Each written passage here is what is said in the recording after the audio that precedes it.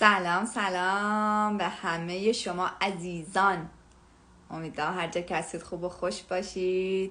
سلام. نمیدونم استوریای منو دیدید یا نه، ولی من تصمیم گرفتم که 30 روز به مدت 30 روز 1 ماه لایو داشته باشم. هر روز لایو داشته باشیم با موضوعات مختلف و مطمئنم که توی این سری از لایو ها به خیلی از سوالای شما جواب داده میشه، ولی اگر باز هم سوالی چیزی داشتید حتما برام بنویسید، کامنت بنویسید یا دایرکت بدید. خوشحال میشم که بتونم به سوالات بیشترتون جواب بدم. سلام رویا جونم، امیدوارم که خوب باشید. امروز اولین لایوی هستش که خب من برگزار کردم برای این سری 30 روزه و با موضوع چرا کسب و کار آنلاین، اصلا چرا باید ما یک کسب و کار آنلاین داشته باشیم. میخوام یک کوچولو از خودم بگم، از اینکه خب من توی پروژه ملکی کار میکردم. البته که خب تربیت بدنی خوندم توی ایران، دبیر ورزش بودم، مربی بودم توی باشگاه، ولی خب بعد از اینکه مهاجرت کردیم بعد پاندمی و کرونا کارم عوض کردم، مجبور شدم که کارم عوض بکنم چون باشگاه تعطیل شده بودن و وارد بازار ملک شدم، وارد کار ریل استیت و پروژه ملکی شدم و خب کارم خوب بود، انصافا درآمدم هم خوب بود، ولی فشار و استرس کارم خیلی زیاد بود و ساعت‌های کاریم هم خیلی طولانی بود. من خیلی وقتا چون مشتری داشتم مجبور بودم تا ساعت 9 شب حتی 10 شب توی پروژه توی آفیس بمونم. یعنی یه وقتی واقعا 10 وقتی می‌خواستم بزنم بیرون اصلا میترسیدم، میگفتم اصلا ایشون پسر من آقای مکسه. سلام مامان، سلام کردی به دوستا، سلام کن. واقعا استرس میگرفتم که من آیا میتونم تاکسی پیدا کنم این موقع شب ساعت 10 شب.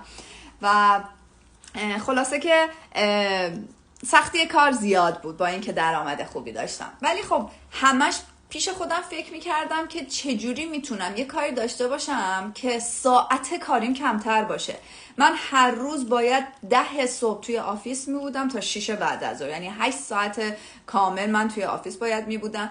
یه وقتایی خب کار داشتم، یه وقتایی میخواستم نمیدونم آرایشگاه برم، مریض میشدم، یه کار چیزی پیش میومد، همش باید مرخصی میگرفتم و خب این که همش هی بخوای مرخصی بگیری 100% خب رئیس صداش در میاد و قطعا اجازه نمیده که تو بخوای زیاد از حد مرخصی داشته باشی. و خب انقدر وقتی میرسیدم خونم خسته بودم که جون نداشتم برم باشگاه تمرین بخوام بکنم. خب من خیلی علاقه دارم به ورزش و باشگاه و اینکه نمیتونستم برم باشگاه، یه روزایی انقدر خسته بودم سرم در میاد، خسته از لحاظ جسمی نه ها، از لحاظ فکری و ذهنی، چون من فشار کاری ذهنیم خیلی زیاد بود، چون 0 تا 100 کارهای مشتری با خودم بود.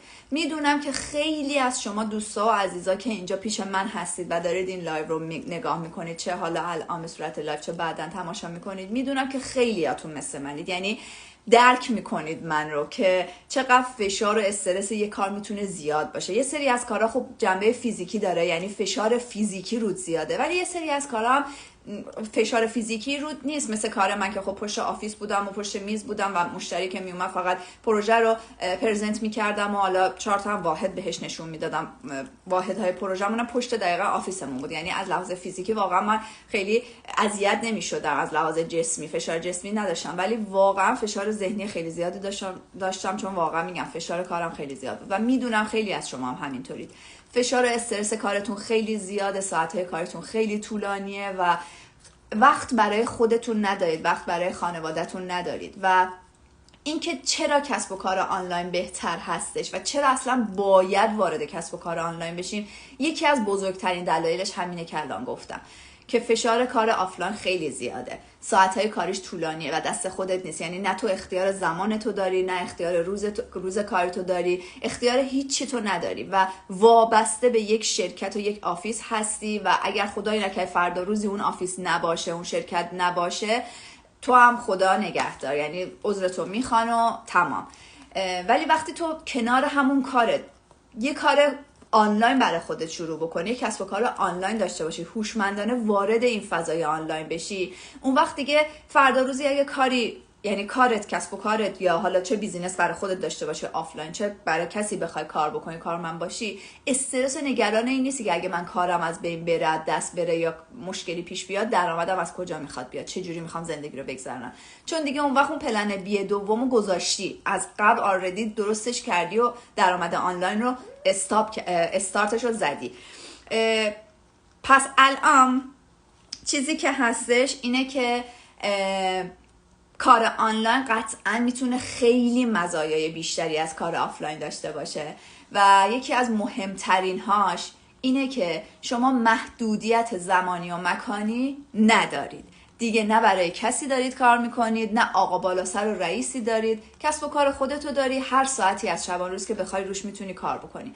و چه بسا که داریم میبینیم که خیلی از کارهای آفلاین رجوع کردن به آنلاین، یعنی خیلی از کمپانی ها و شرکت ها و خیلی از بیزینس های شخصی هم رو آوردن به آنلاین، یعنی کسب و کار آنلاینشون رو راه انداختن به خاطر اینکه دسترسی و بازدهی بسیار بالایی داره. شما وقتی یه بیزینس حتی برای خودت داری به صورت آفلاین، یه مغازه، نمیدونم حالا کافه، رستورانی یا یه مغازه لباس فروشی، هر چیزی که داری مختص به یک جای، یک محله است، یک مکانه و مشتریای همون محله و همون منطقه و همون شهر رو نهایتا تو داری.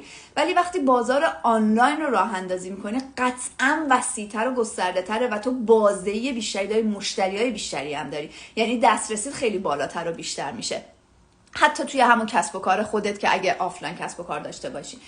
پس توی دنیای آنلاین ما دسترسی بیشتری داریم، گستردگی بیشتری داریم که دقیقاً توی این بیزینس ما هم به همین صورته. این بیزینس به صورت گلوبال و جهانی هستش و از سراسر دنیا، فقط به جز متاسفانه ایران و افغانستان قابل انجامه. یعنی شما هر جای این جهان پهناور و وسیع که باشید به راحتی میتونید با همین گوشی و لپتاپتون این بیزینس رو برای خودتون شروع بکنید و انجامش بدید.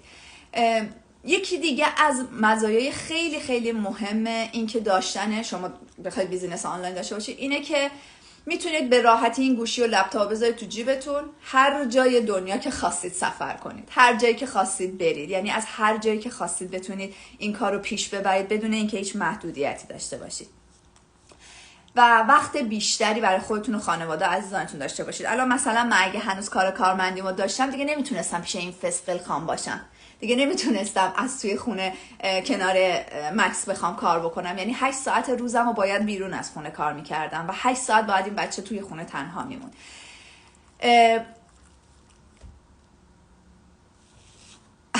عزیزم نازن اینجا، مرسی عزیزم، مرسی که نگاه میکنین.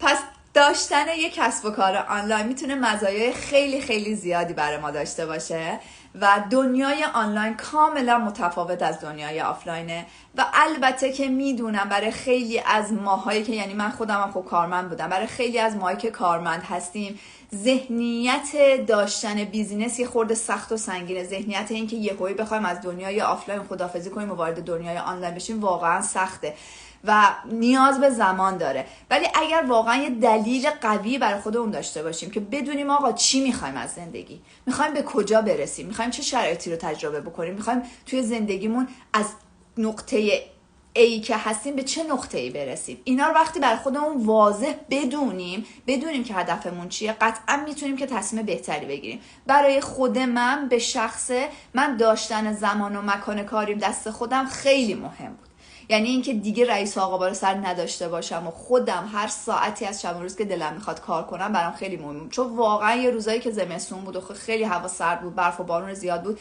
یعنی اصلا ساعتو که نگاه میکنم مثلا میدم ساعت 9 شده باید بلند شم، حاضر شم و راه بیفتم برم سر کار، عزا میگرفتم. یعنی واقعا حالم بد بود که ای بابا من دوباره باید بلند شم برم سر کار. چرا؟ خب چرا باید سر کارم 8 ساعت باشه؟ چرا نباید ساعت کارم دست خودم باشه؟ چرا نباید برای خودم کار بکنم؟ میدونی همیشه این دغدغه ها رو تو ذهنم داشتم، همیشه هم دلم میخواست که کسب و کار برای خودم داشته باشم، ولی هیچ وقت انصافا منم به آنلاین بودنش فکر نکرده بودم.